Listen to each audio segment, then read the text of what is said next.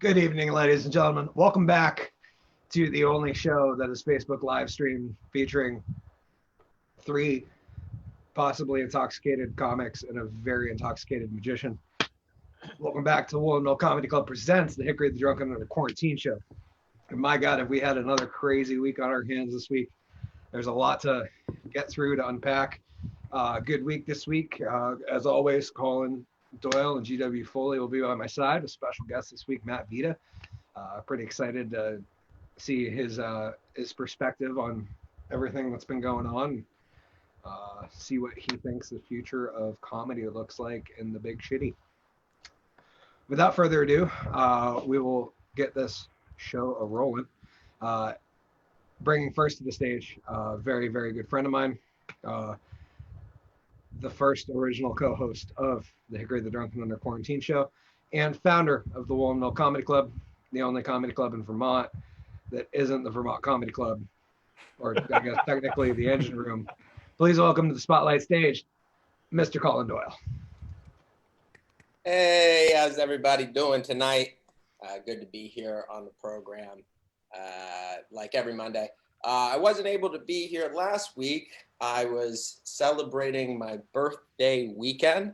I had a wonderful birthday weekend. I went down to Newport, Rhode Island, spent some time on the beach, went to New York, rented some jet skis, went around the city. And if there's any way to make your haters hate you even more, go jet ski around New York. It's a surefire way to just piss off everybody who already doesn't like you. I had a great birthday. It's funny, trying to get the pictures, trying to pose. I've noticed that a lot of people like to pose with a drink in their hand. And I've always thought that that's very funny. People will be somewhere and they'll be like, hey, let's take a picture. And then someone will be like, quick, hand me some alcohol I can pose with. Like, that's like something that's like glamorous or something that people are going to think is like interesting. Like, there's nothing interesting about a cheers, like I like look through so many people's friends is like just like them modeling different brands and drinks of alcohol. It's like, here's me at the Grand Canyon with a beer.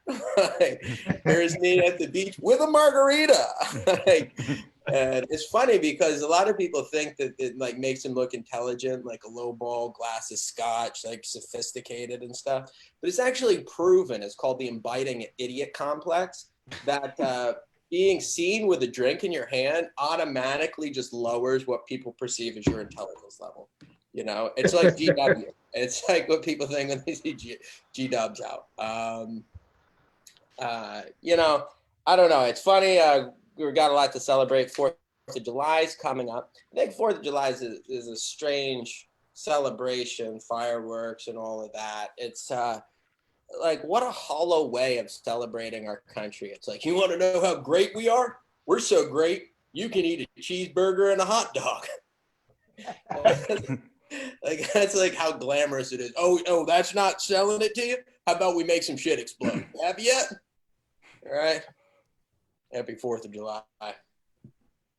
It's interesting because with all of this stuff is coming out right now, and you realize that you haven't been aware of things. Like with all of this discussion and stuff, I've finally realized that I hate to say it, a little racist. It's true. I find that I just hate white men from the South without ever really getting to know them. It's something that has really been an eye-opening thing for me.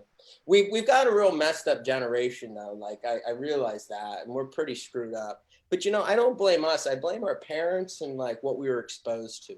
Like you look at music growing up as a kid. Nirvana, Nine Inch Nails, Smashing Pumpkins, Marilyn Manson. It was all so dark and sad music. Music's just like, but I'm a freak. I'm a weirdo. Like I was a kid, like, yeah, I'm a freak and a weirdo. This song is so me. Britney Spears was huge. And think about how like they marketed Britney Spears. She was like a pop teen singer, but then they had to be like, this is a pop teen singer. And before you hear her or you ask, yes, she is a virgin. Like, what type of Christian Chinese meat market were we selling in this country? You know, like, I know what you're thinking. She's a virgin. She's a virgin. It's like, who gives a shit if she's a virgin or not? Why was that ever even discussed? Why was it that any manager or music person ever said anything about her virginity? Like, it's a grown man being like, trust me, she's a virgin. I can prove it to you. Don't ask me how. Like, it's a sick world. I would love to see people doing that today. You know, like some guy just goes up who's like hasn't been in the music business for a little while. He's like 20 years like out of the game, shows up in like a big important meeting in Hollywood, and he's like, "Listen, this client I have, she's a wonderful dancer. She's beautiful. She can sing. And before you ask, she's a virgin." Like, get the fuck out of my office.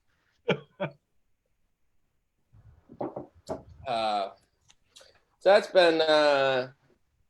pretty much been my week in reflection. Like to keep this thing moving right along. Our next performer is the only residency magician at the Woolen Comedy Club. Ladies and gentlemen, Hickory, the Drunken Underworld.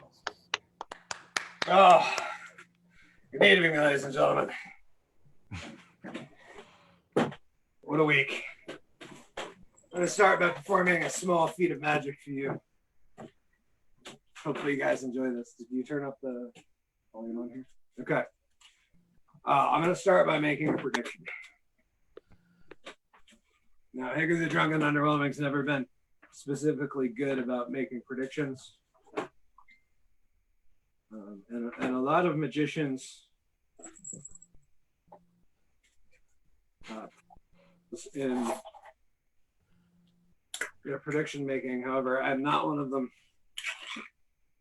Well, stick that there. Now that we got that out of the way, let's have you fine gentlemen pick some cards. All right, so I'm going to start with checking out this red deck here.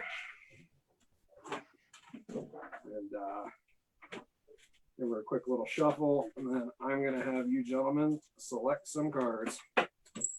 So what's going to happen is I'm just going to take the cards out, and I'm going to place them slowly one by one there. We'll start with you, Collen. We say stop whenever you feel like it, and the next card that I deal will be your card. We're going to go like that. You got it? We're good? Yep. Okay.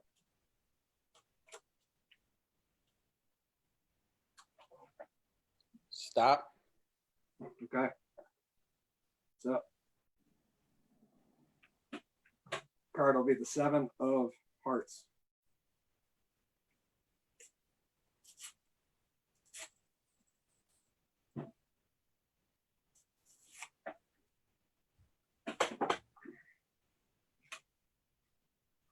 What I do is stick those right in that box. Get all shake so you can hear it in there. Set that box right there. Okay.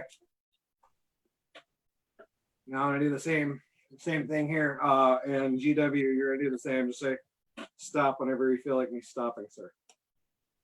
Stop. Okay. That's pretty quick.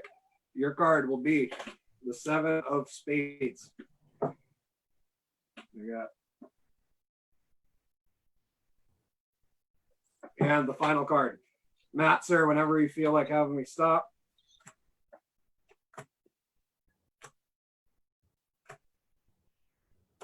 Stop.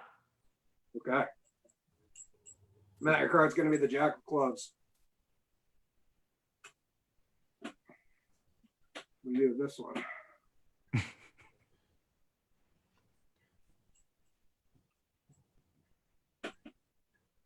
Okay. So we've now selected 3 cards out of a red deck. Started with Collen selecting the 7 of hearts, to which I tore up and put inside this box.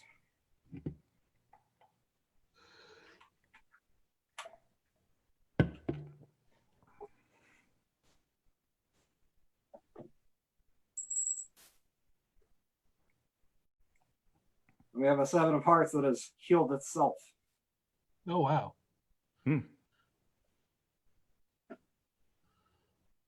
Next, I had GW pick a card. He picked the 7 of spades, to which I had made a prediction earlier on.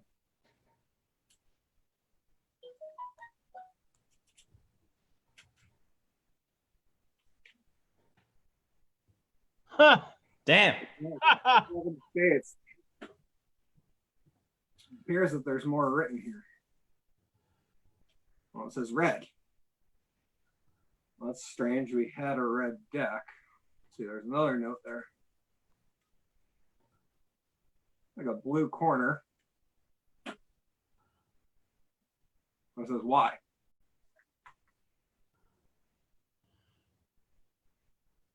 Because we had a blue corner that. Damn.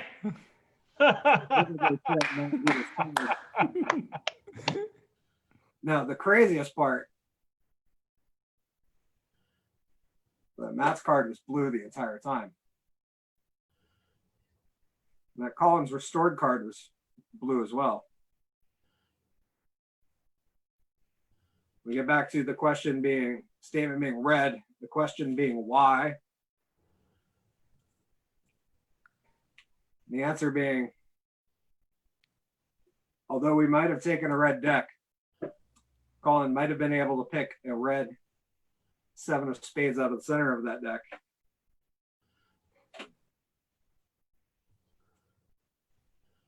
The entire time.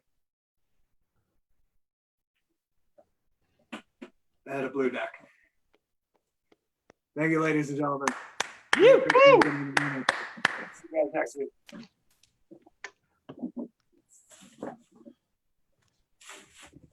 What do you think about that, GW? Underwhelming or?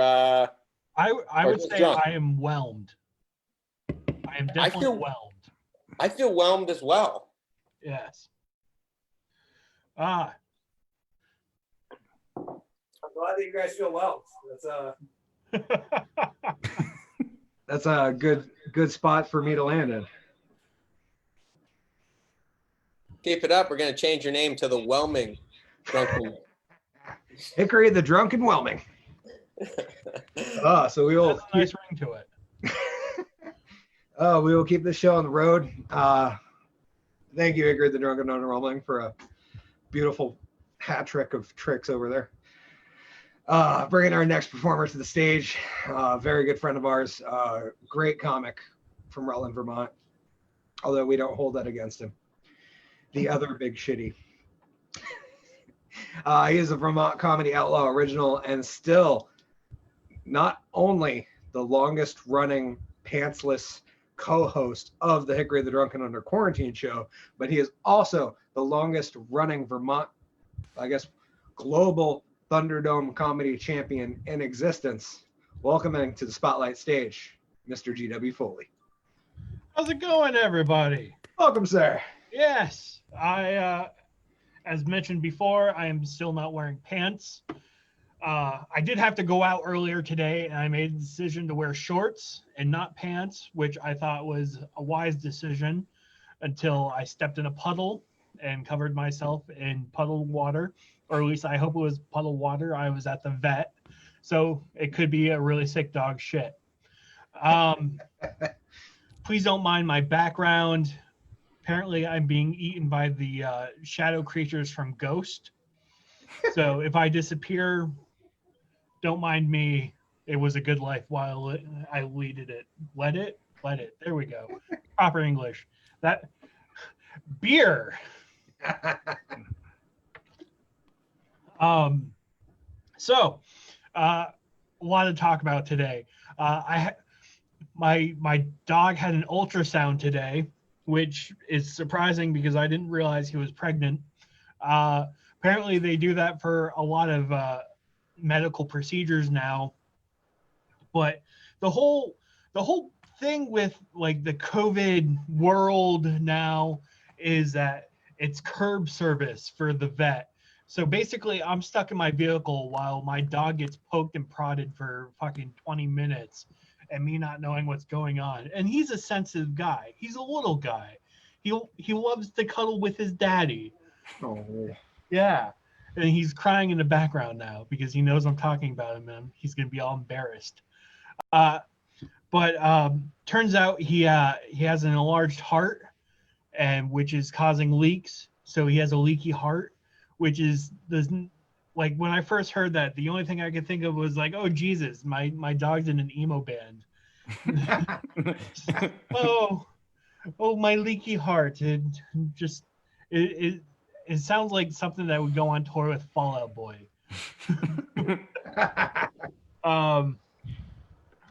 But he's good. Jess, my wife, will say that he has the heart of a lion. And I go, no, if he did, it would take up his entire body size. Because you can imagine a lion's heart being really big and he's a really small dog. So I got something that I just need to talk about. I don't know if I have jokes in this per se, but I got a rash on my arms. Like, you know, where like on your forearms where Popeye had the tattoo of the anchor, that's where my rash is. I don't know where I got this rash. It just appeared recently, and it's hard to see. Like, it's hard to notice because I don't know if you notice, like, tell by all of this. When I get sun, I turn pink, and most rashes, when they develop, they turn pink. So it was really hard to figure out what was going on until I saw the bumps. And then I just realized I'm allergic to bullshit. Thank you very much, guys. Oh, thank you, sir. It's very good to have you with us as always. Yeah, likewise. Wonderful. And my camera's fixed itself. All right. I was getting blurry there for a second. I was like, oh, beer's kicking in. It's a little blurry over here. It's not too bad, though. Oh. Well, anyways, thank you very much, GW. We appreciate that. GW, not only has GW been drinking, but his camera has. That is the type of dedication that he has to the Hickory the Drunken Under Quarantine show. My heart goes out to him. Anyways, let's keep things rolling on this. So here's the backstory, guys. Like 3 weeks ago, we had a guest who was unable to make it, who hopefully will be out for a later show. Couldn't make it. I put a post up on my personal Facebook and said, hey, does anybody have any friends that want to fill in for this? And fortunately, Pierre Vachon, who is a stand-up guy, stepped up. We ended up having that spot covered, and he did the following week.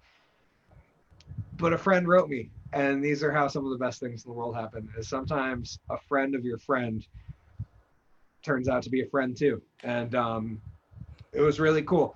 And I've had a lot of questions from some of my friends about, Hickory, how the hell did you get a guest on your show that you've never met before? I was like, because you can't be scared in comedy. Sometimes you just gotta go head first in and, you know, hope that you don't drown the bottom of the bucket. And that's exactly what we're doing tonight. So I would like to introduce our special guest tonight. I would say he's a good friend, but we've known each other for about half an hour. So he's not best man good friend yet, but he's eking his way up groomsman wise. This comic is splits his time in between Brooklyn, New York City, and Killington, Vermont. And has been doing a lot of fun stuff, fun Instagram videos. Has been doing a lot of podcasts and keeping live comedy alive down in New York City throughout all of this. So without further ado, I would like to welcome our featured guest this evening. I'd like to welcome to the Drunken Underwhelming Spotlight stage, welcome, Mr. Matt Vita. Yeah. Oh, man, that is a fucking intro. Oh, God. I'm stoked to be here. I better be the best man in all of your weddings, second weddings, third weddings by the end of this show, or we've all failed, okay? Oh, man. At the end of my set on these virtual shows, I usually say follow me on Instagram, but Collen already proved that I'm a fucking idiot, so Oh man, he's talking about he hasn't put pants on. I've been doing like a lot of like Zoom meetings, writers meetings, shows. I was in a writers meeting today. And the cool thing about Zoom is like, oh, I could stay engaged while I go pee. So I turned the camera off, but I forgot to turn the audio off. So this is a true story. So I'm just fucking pissing for 2 minutes while the producer's talking. And I turned my camera back on once I was like sitting down, and like nobody, I guess you don't say anything, but I'm just happy to know that they all know that I have a strong prostate. I've been trying to, virtual world's weird. I've been trying to date during quarantine, which is hard because I live with my girlfriend. I don't know. I've been writing, so I've been doing a lot of these Zoom shows. I've been writing like a lot of like, new, just kind of like one-liner pun jokes with like, which like a lot of people will say that that's like the worst, like lowest form of comedy. And I'm like, have you looked at my career the last couple of years? But I don't know. It's Pride Week, so this will be a quick one. This is for Pride Week. Do you guys hear about the gay letter? No. No. It came in the mail. Sure did. At my apartment in Brooklyn, we have this special by the mailboxes. There's a slot for outgoing mail. And it's like, all right, dude, fucking relax. You guys know that song by Three Dog Night, One is the Loneliest Number? Yes. Yeah. 35 is pretty bad too, man. I'm gonna bare my soul here. I didn't like grow up in like, like a nip tuck, like plastic surgery, like highfalutin kind of household. It was more like a nip tuck in the pocketbook for the movie theater kind of household, So I feel at home in this alcoholic fueled kind of show. That was my 5th joke.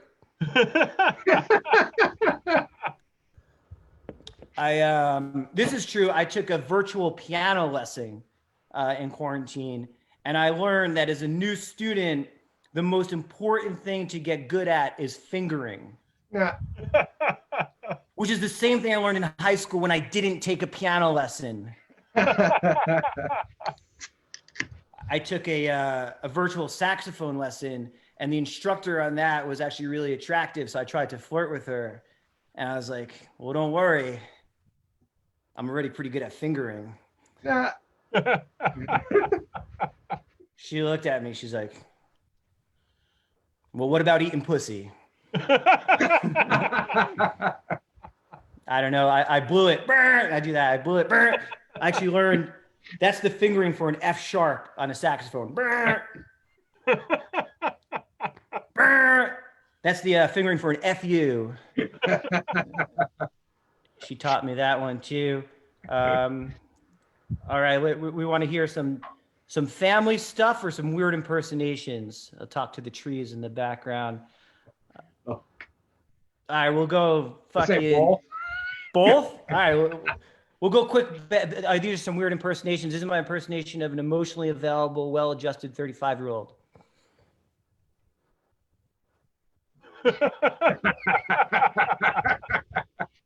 All right, guys, I'm not there yet. In my defense, it's a really hard impersonation to pull off on a Zoom call, okay? Moving forward, this is my impersonation of Steve Irwin, the crocodile hunter, if he was still alive. Oh, I might, right? Because of the accent. Keeping it moving, this is my impersonation of Kanye West if he was dead. Right? Because if he was dead, he would finally shut the fuck up. Okay, I'll do a quick little family thing. So I was Zooming with my dad the other day, and some people wonder, like I said, I'm basically just trying to be all your best men in your 3rd wedding. That's what I want. I've determined over the last 4 minutes, I want to be the 3rd wedding best man. But if you wonder why I'm like this, my dad, when I was 8 years old, I swear to God, told me this joke one time when I was on my way to church with my mother. He's like, "Hey, Matt," he's like, "have fun at church. By the way, you know why chicks love Jesus so much?" I'm like, "No, Dad, I'm 8. He's like, it's because he was hung like this. Great joke. Wildly inappropriate to tell to an 8-year-old, but great joke. I bring it up because the best part is 25 years later, he's forgotten all of his jokes. So I was on a Zoom call with him last week and I told him that joke. And he was cracking up so much. He's like, where the fuck you hear a joke like that? Ah! I was like, you fucking told me that 25 years ago. He's like, get the fuck out of here. He's fucking laughing so hard. He's crying. So I told him one of my jokes. Silence. I was like, come on, Dad. You don't remember how jokes work? That's the punchline. I thought his fucking Zoom froze. He stared me dead in the eyes. He's like, I should. I fucking made one. Yeah, he was talking about me. I'll give you one more of his favorite jokes. This is another one of his favorite jokes. He's like, hey, Matt, how do you make 8 pounds of fat look hot? I'm like, I don't know, Dad. I'm still 8. He's like, put a nipple on it. All right. Collen looks like more of an ass guy. That's a tit joke. I'll leave you with a couple of quick more little Zoom booms, I call them, these fucking quick little dumb things.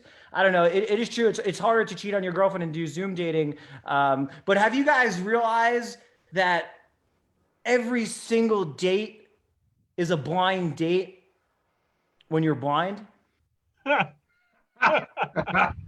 right. This one is just for all the race car drivers that might be tuned in tonight. You guys ever realize that every single turn is a blind turn when you're blind?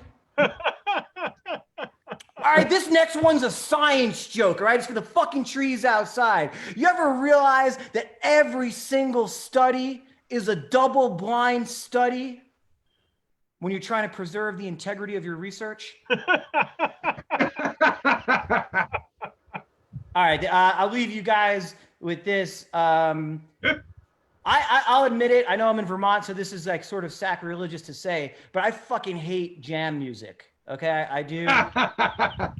But did you guys ever realize that every single jam record is a Def Jam record when you're deaf? That's a hip hop joke. Guys, my name is Matt Vita. This has been super fun. I'm going to throw it back to the room, the virtual room. You guys are all awesome. Cheers. Can't wait for the third wedding. Oh, welcome to the room, sir. It's good to have you. Thank you for coming out. We really appreciate it. And I will drink to that set. Cheers, gentlemen. Thank you for being here. Another wonderful episode. We're on episode 10 already. Episode 10. Hey, congratulations. Yeah, congrats, guys. We were hitting milestones that we didn't think were achievable, but clearly are. Just proving to all you kids out there, if you ever become an alcoholic and learn how to do magic, and you have a couple friends who are funny and can carry your show for you, you too can have a live stream show. Matt, thanks for coming out, man. I just gotta ask, was this officially your first blind Zoom date of the quarantine? No, so I did another. One of my good buddies in New York, Matt Levy, did a similar thing that Keegan did, where he just kind of linked me up with one of his friends. Okay. Danny Braff, actually a big comedian in New Jersey, who I'm a little jealous because he works like the New Jersey, Pennsylvania circuit. So he's starting to actually hit live stages again the last couple of weeks. Oh, wow. Yeah. So I did a similar thing, and so I felt comfortable. I was like, man, I felt like that one went good. And I was like, I'm gonna really nail this second blind Zoom show. Follow that up. Have you performed yet? Not live. So I'm currently up in Vermont, but first order. So I actually produce. In addition to performing, I do a lot of producing. I was running about 6 shows back in New York, Brooklyn, and surrounding areas before quarantine. And I think first order of business when I get back down to New York in about a week is figuring out a creative way to produce some live comedy. Nice. As I like to try to ask all the guests, I'll start with, how has Corona time been treating you, Matt? It's had its ups and downs. Like, I mean, let's be real, it fucking sucks, but Cheers to that. yeah, I mean, I've been doing a hell of a lot of this. Not that that's any different, but No, but it's at your house and not in front of a stage, so you don't feel quite as guilty. yeah, we're more guilty. That's like a good excuse. I was doing a show. I had to. That's fair. So yeah, how has it been down there? You guys, I assume no stages have been open in New York for what, 3 months now? Yeah. Mid-March was probably the last time. Yeah, I was just trying to do the math in my head. Mid-March, shit just started shutting down. There was a couple of heroes that like ran like an open mic when like it was clearly not the right thing to do, and it was like, all right, dude, what are you trying to prove at this point? God bless those stupid idiots. Yeah, God bless all the stupid idiots. Yeah, New York's been in phase 2 for a week, which is outdoor dining, some retail, stuff like that. But it's funny because Restaurant Row, 46th Street, they've closed down Restaurant Row and they've turned it into like one big, basically in theory, block party. And like, it's like, who are these like professionals that are arranging this? Like, we got a problem, all right? Can't have too many people together. So we're going to close the road down and we're going to create a block party. Like, how is this going to help? Like, now you have more people. Like, you have like all the clubs are now just basically one big street of bottoms up, Yeah, Corona basically turned Brooklyn into fucking Mardi Gras. Like, it's which like if we're able to get through Corona and keep like what's going on, then like I'm like, all right, cool. Absolutely. I have to say it's going to be really hard for them to like take back like all these like old parking spots that are now becoming like dining al fresco. Like, I got to be honest with you, al fresco dining is a little bit more appealing than like parking. Yeah. I say that's the one benefit that I have found over the whole concept of disbanding the police, is that essentially makes it open container friendly everywhere. Essentially makes it all laws are non-applicable everywhere. But the silver lining means that I can walk down the road with the beer and there's nobody to harass me. Whatever other law I am breaking, I can also break with an open container. It's like putting the cherry on the sundae. Yeah, exactly. Jaywalking and open container. Yeah. Right. If there's nobody to write me a ticket, did it ever really happen? I don't think so. It is funny doing it if there's no one to pull you over. Yeah, it's like a lot of people are like talking about like all the rights we're losing. Like, what about the rights we're gaining? Like, block party on 46th Street every night of the week, and like now open containers completely like seemingly legal everywhere in the country. It's like, yeah, you got to look at the opposite, the positive exactly. here. You gotta look at the silver lining sometime. I figured this would be a good question to head off and ask you, Matt. What do you think about the future of comedy? You think this is having a negative impact, a positive impact, a net neutral impact, both on live and digital format?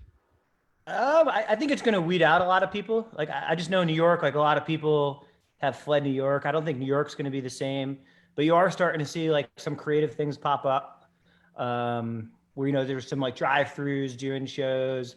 There's some like outdoor shows. So, yeah, I think it's going to, for at least a year, especially with like, you look at the numbers, like New York was supposed to open indoor next week.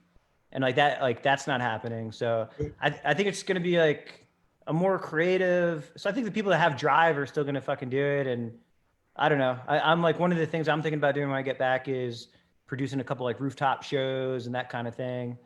That'd be so awesome. Which I grew up like listening to punk rock and like being in that whole scene. So it's like, it kind of like, I'm almost like, I don't want to say I'm excited because I wish this shit never fucking happened, but it's like, it kind of reminds me of that, like, let's throw a fucking show in Kyle's basement, man. Like, it's like back to that. How'd you hear about those, Matt? Yeah, like let's go to fucking Kyle's basement. Dude, let's go to Ricky's barn, bro. Like he's got a mini ramp in there, and like the sad part is that's like a true story from my punk rock childhood. Was like going to this random show in the middle of I think it was somewhere in Bethel, Vermont, and Catch 22 was I playing. played a show in Bethel. Oh yeah. Yeah. So it's this barn, and they had like a 5-foot mini ramp in the barn, and they fit like 200-300 people in there, and it was Catch 22 and the River City Rebels and a couple other bands from that time, and just like Wow. My only question is, why did you use the word sad in that sentence? That's that's fucking rad as shit, dude. because it made me sad thinking about how old I am knowing that. Okay, fair. It's like, dude, I was old enough to think that 12-year-old kid skating was still super young to be skating that well, but was still old enough to realize that I was too old to skate that well. And now looking back on it, like, oh my God, I would break my ankle just looking at that ramp. Isn't it amazing to think that Dan Gilbert never had that realization? He just still thinks he's made of rubber. That his mom brought his 30th birthday cake with skateboard theme. I don't even know this guy, but that's funny. I'm sorry. I always shit on Dan. If he's watching the program, love you, buddy. I'm sorry. It's great. Well, when we had him on, we basically shit on him the entire episode. Yeah. We brought him on as a guest, and it just became a roast show. He looks like a cop. It's fine. Yeah, he got a horrible haircut, and I just had to make sure that everyone watching the program understood that in the first 15 minutes. But I got to say, Matt, so I'm, I feel like I can't believe our paths haven't crossed. I feel like you're kind of knocking a little close to home here. When you spend time in Brooklyn, you're one neighborhood above me. In Greenpoint, I'm in Williamsburg. When you're here in Vermont, you're one town over from me in Killington. I'm in Bridgewater. So it's great to connect with you, have you on the program.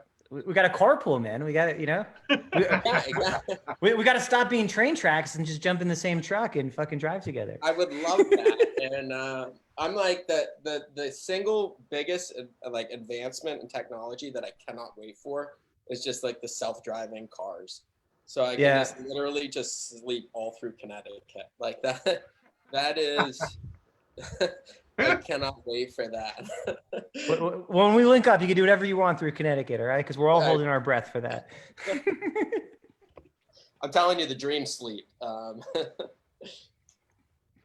As someone who lived in Connecticut, I can say, yeah, everyone's wishing for that. It's a cesspool. Like, I love my Connecticut family, and don't get me wrong, like they're great people, but Jesus Christ, the whole place could burn in a tire fire, and I'd be fine with it. That entire state could have been St. Louis, and we would have been fine with it. Yeah, exactly. Or it could have been South Carolina or Georgia or one of the states we stopped burning at. I did a show at a Mohegan Sun a couple of years ago, and I was drunk a little bit, and the headliner bailed. You have to be. Yeah, you fucking have to be. The headliner bailed, so I wound up fucking headlining, Nice. and I coined this phrase which I use every day. Since then, I was like, "What's up, Connecticut twat?" And I use That- any opportunity I can use to A, say that, and B, just be like, "Yo, dude, that's my claim." I have a similar story. I was headlining in Connecticut, and I came out and I said, "What's up, Connecticut cunts?" And I actually never performed in Connecticut again. Well, they're probably like, "Hey, man, I saw the Connecticut twat guy last week. Who's this Connecticut cunt?" Where's my material, man? He seems a little south of the Connecticut twat guy. He must be from Williamsburg. I don't know. I swear to God, it was a dialect thing. They didn't understand what I was trying to say. And that was the last time Collen was allowed to perform in front of the Ferrari BMW Lotus dealership. out there on the roof of WWE headquarters. Dude. Hey, that was an event with hamburgers. You know, I love the fact that too that he now is. Did he become like a liaison to the president, Vince McMahon? So, yes and no. He is just part of the. So they created a second panel, right? There was like the coronavirus panel, which was like Fauci and that like weird looking doctor with the weird teeth, but was still kind of pretty, and like the weird looking guy with the brown hair who's like, I don't know, good at ripping people off and like pretending like he's doing the right thing, and then Pence and like somebody. Anyways, that was the coronavirus one, and then there was a coronavirus economic task force that was just supposed to handle once we were post the virus and mask wearing and social distancing. They were supposed to be like the other half that was gonna like, okay, we're gonna take this economy and we're gonna like get 7 or 8 people who are like really smart with economics and who have run businesses for a long time, get them together and try to walk us into the new world economy. But yeah, Vince McMahon's definitely on that. I mean, Vince McMahon can't take anything away from the guy. Guy built like a massive, what I'm assuming is a multi-billion-dollar, you know, entertainment conglomerate. Let's be fair. He took a He's like Gary Vaynerchuk. He's like, I took a measly $10 million business and I turned it into $100 million business. Like, so he's kind of like that. What was the Kardashian lately that just got a hard time because Forbes is giving her a hard time about being the first self-made billionaire? Yeah, right. So her position was like, if you're born with $999 million and you make $1,000, are you technically a self-made billionaire?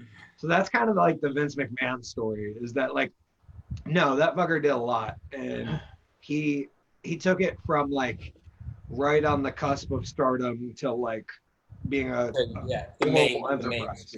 But yeah, if Vince McMahon was a different person and just did what his father did, we'd still have like, there'd be like 5 or 6 brands of professional wrestling right now, and it would be a little more, there'd be territories like there is with like football.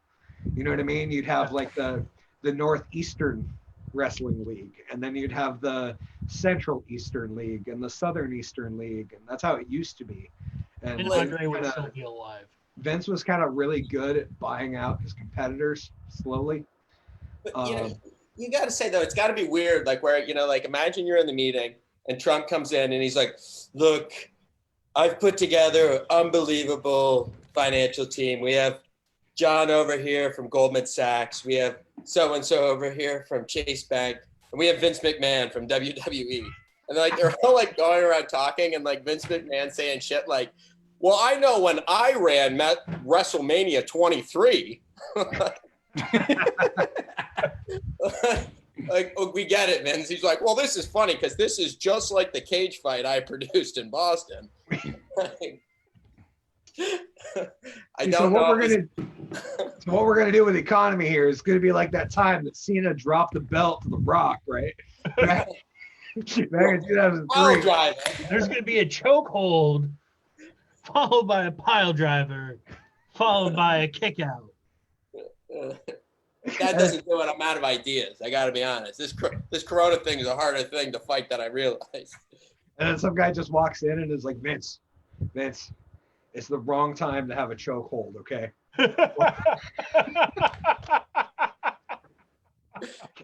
We're totally going to have to go with another move that looks exactly the same, but doesn't have the word choke or hold in it. Let's just call it an Alaskan pile driver, okay? We'll just call it that. It'll be fine.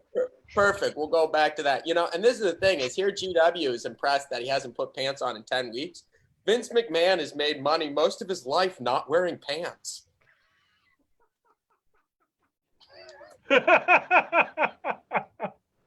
He thought about that, but for a solid 5 seconds before he laughed. Well, I was kind of like, I went wrestling nerd, and I was just like, he wears a suit all the time. What are you talking about? And like the wrestling nerd in me was just like freaking out a little bit. Take it back. Before we get too far in, I just want to say, G-Dubs, that Emo Oscar and the Leaky Hearts is easily the best emo band name ever. Oh yeah, they have a new track dropping as we speak. I don't know what it's called, but it's something. When are they playing fucking Ricky's Barn, bro? Soon. The fucking 12-year-old with the mohawk better be there. Their bassist has a coke problem, so. I just want your pal's mom with the 30-year-old birthday cake with the skateboard to show up.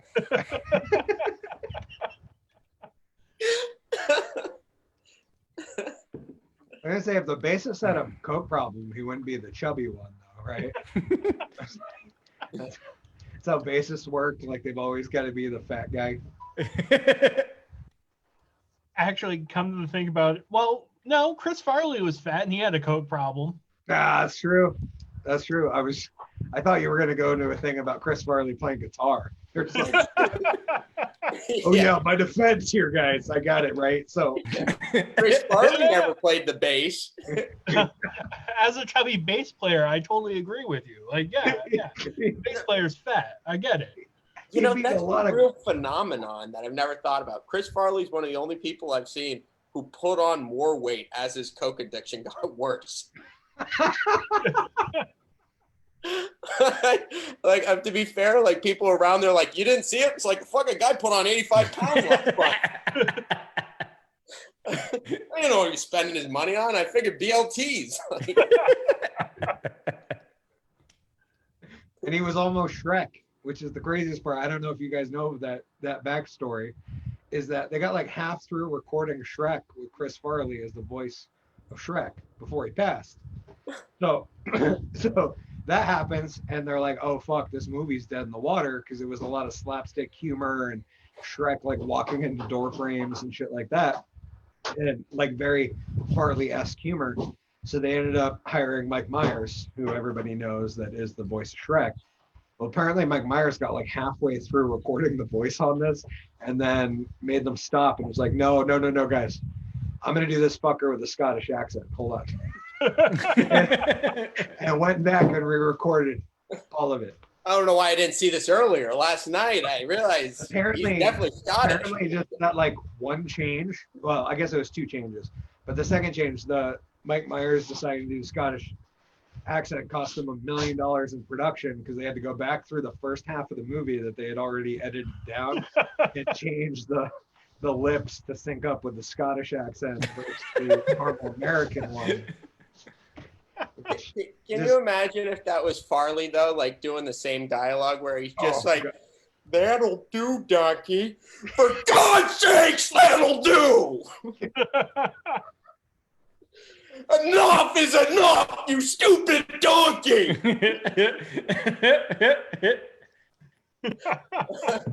They should have just added a scene where like maybe like Shrek gets beat up and then he starts talking like Mike Myers just so we could still have like that was a great idea, Matt. I got to admit, I'm wholeheartedly in that. Yeah, we just be creative. If Chris, we just get you to say, ouch my fucking head, and then start speaking like with a Scottish accent. Yeah, just one bam.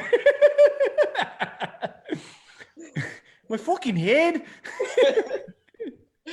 I feel like it would have been during that scene with like the archers where they came out and jumped them, and there would have just been like a good like apple on the end of an arrow hitting Shrek in the side of the head thing. And I agree. Now I'm going to end up spending the rest of my night falling through a coffee table. All I can think about is Shrek sounding like Wayne from Wayne's World.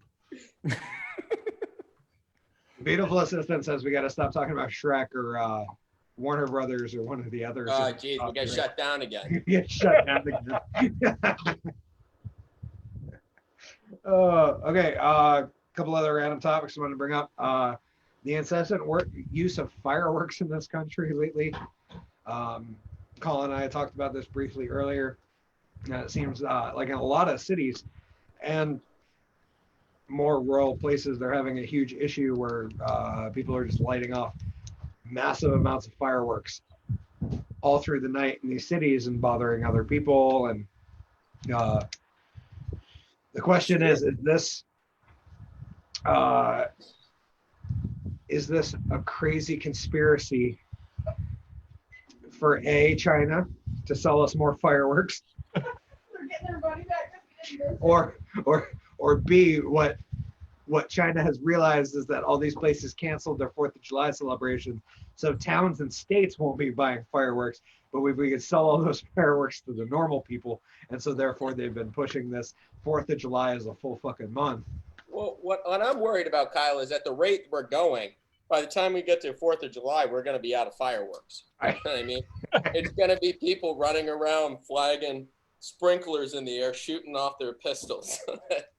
Like, I want to make the point of, you said regular people or normal people buying fireworks.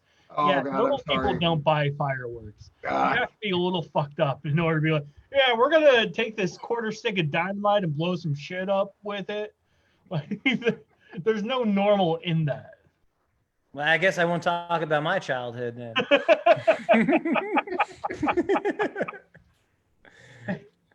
I would say none of us have had a normal childhood. We're all no, you know, the thing is, it's just having, like, when you give kids fireworks, like, you just do stupid stuff. Like, I remember I had, like, a bottle rocket, and I tried to hold it between my butt cheeks and launch it from my butt.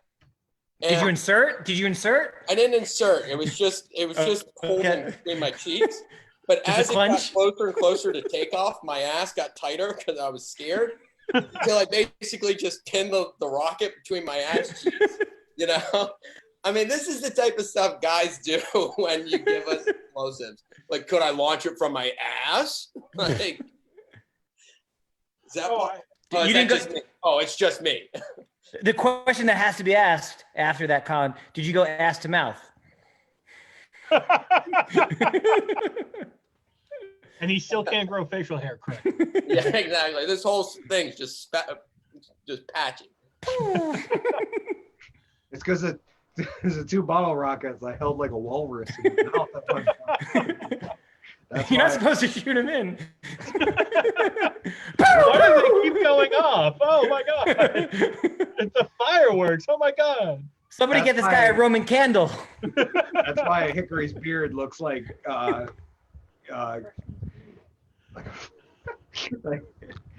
my god, the beautiful assistant struck me. She said that my beard looks like a freshman's pubes, but I would say that it much more so looks like Joe Dirt fuck Chris Farley, and that they maybe together. And therefore I am blessed with these beautiful I have always said that, back to the Shrek thing, is that I have always wanted to hear Shrek in Chris Farley's voice just freak out on Donkey and be like, no, they're like onion. I can't even get into a Farley accent, so I won't attempt to ruin it. But the whole, like, no, they're like onions. Ogres are like onions. Just that. For the last time, it's like a freaking onion.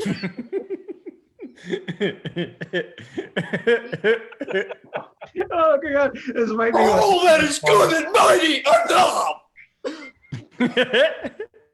Imagine being Chris Farley and just hearing, like, all right, that was great, Chris. Could we hear that one more time? It's like, enough of today.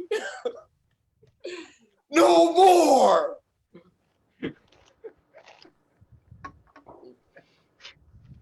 That only scores on our generation, by the way. If you're under the age of 20, it's completely lost. Oh, I have yeah. no idea who I'm doing an impression of. Which is a perfect segue to remind you that the Hickory the Drunken Under Quarantine show is targeted towards people between the age of 21 and 45. Those are our target demographics. Just putting them out there. I got 5 more years and I'm fucked. If you don't get the jokes on our program, you should get older or get younger. Hell no, I'm gonna start. I'm gonna book some shows for Peter Pardo over at the old people's home called the Tapioca and Stand Up Show. You get a cup of tapioca pudding and you watch an elder's geriatric stand-up comedy. So on my Uber today, we got this one rider, right? Wearing this Hawaiian shirt. He says, hey, You from Hawaii? And I turned around and he said, oh, no. Tapioca, shut up. Like, that's a good idea for the program, too, is we'll have a guest, Matt, on, and we'll make a bunch of jokes about comics he doesn't know yet. That's Just get that fucking birthday cake with the skateboard and the mother, and he's 30. What was his name? Dirk or whatever? That's close enough. Dirk Dink. I'm going to start calling him Dirk from here on out. I can't wait to meet him. Be like, hey, Dirk, I know all about you, bro. You gonna do a fucking Ollie Impossible or just live an impossible life, huh? Oh, this skateboard stick tricks are so thick. Oh, it's. I want to bring up earlier, Matt. You said Zoom Boom. That made me happy as a motherfucker. I just gotta put that out there. And I really like that. Fuck one-liners, dude. I'm gonna do full sets of Zoom Booms once we get back to normal. It sounds like the cast party for Zoom, like the PBS Their show. mixer. Yeah, we're gonna have another Zoom Boom, guys! Yay! The sad thing is, I've been saying that in a lot of my shows. It's almost like I want to like caveat, like, "Hey, if you come see me live, this is not my material, so here are some Zoom Booms." Which is the opposite. If you come see Hickory the Drunk and Underwhelming, I'm gonna perform the same. Literally every show, I just get a little deeper into my set, and you come out in the future, it's gonna be like, dude, we've seen this one on Zoom. It's like, well, yeah, but you didn't get to hold the kiwi.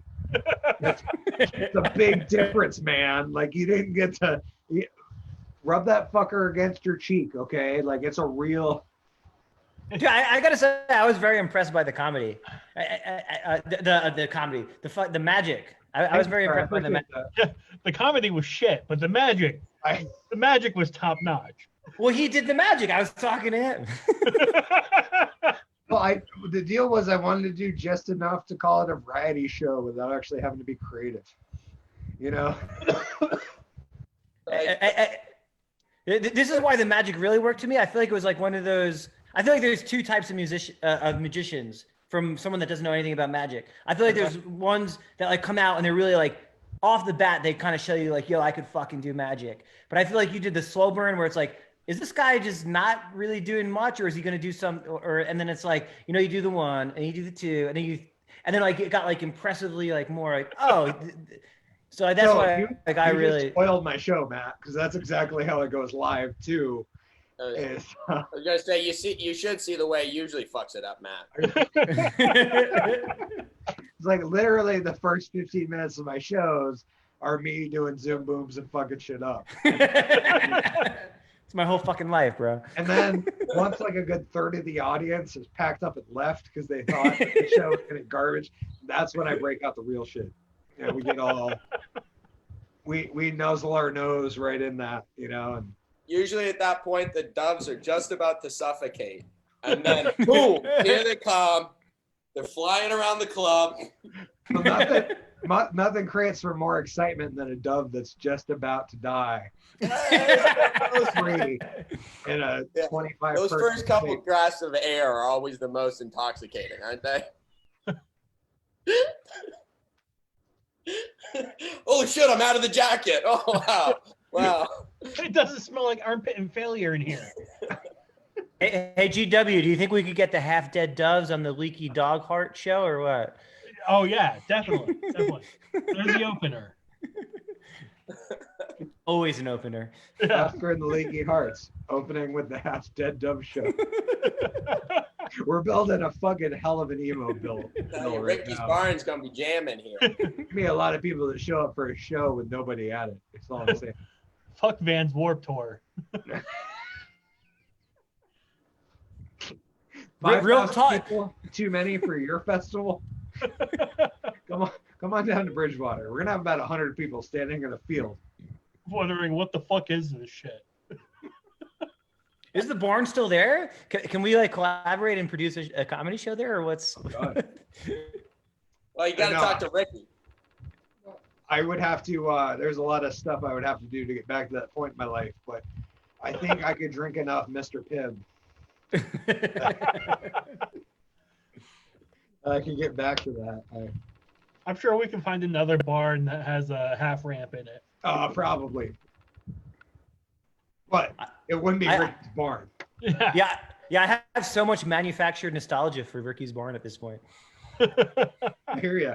It'd be like watching Jurassic Park over for the first time. Anything anybody wants to say in the wrap up here? Anybody got anything they need to just lay out there and put out before we call her a night? I wanted to say that I'm happy that Matt joined us. I was scared in the very beginning. I'm like, oh my God, a new person, someone I don't know. What am I going to say? What am I possibly going to do? And he's a great guy. So we lucked out. It's 3 months into Corona. I figured it'd be healthy for us to maybe meet somebody new. Yeah, you know, I got to be honest. I'm like, yeah, is he going to wear a mask? Is he not?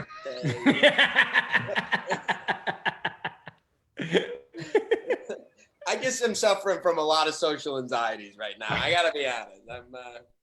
No, great to chat with you, Matt. Look forward to seeing and supporting your shows in Brooklyn. Love to have you up at the Woolen Mill when we get back up. If all things go accordingly to plan, we'll actually have some live programming this month, meaning July, this upcoming month. So yeah, I guess everyone stay tuned for that. Excited to come back with some live entertainment and reduced seating and all that good stuff. But excited to get back at it. So yeah, I just want to say that I'm super stoked to meet all y'all. You guys are super cool. This is a lot of fun, and I do a lot of dumb shit, and it seems like you guys are into dumb shit. So I'd love to link you into whatever you guys want to get linked into. So we certainly do love some dumb shit around here, sir. And I mean that in the most respectful sense of the term. no, my dad says that His name is too. Hickory the Drunk and Underwhelming. You know, we're dumb shit. Yeah, when you told me the show's name, I'd like by the name alone, I was like, yeah, I like these guys. These guys are cool.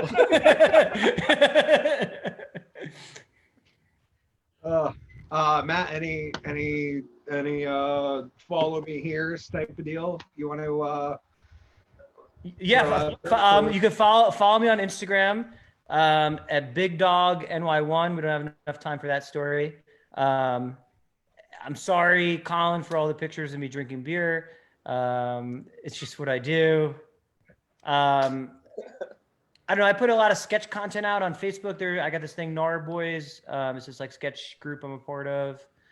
And I don't know. Yeah, just follow me. Don't just be cool. With that said, please follow Matt Vita on Facebook, Instagram.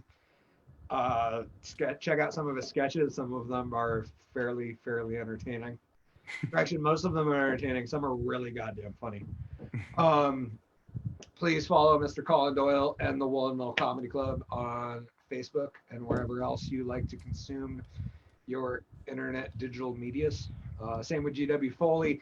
He's still looking for another 10 friends on Facebook, so please go friend GW. Get on there. If we get him up 20 fans by the end of July, he's going to stand up without the pants on during the show. That's going to be a perfect moment where we either get banned outright or jump up to the 1,000 subscriber mark. So we're looking forward to that. And I just want to thank all you guys for coming out. This has been a great show. Matt, thanks for being on.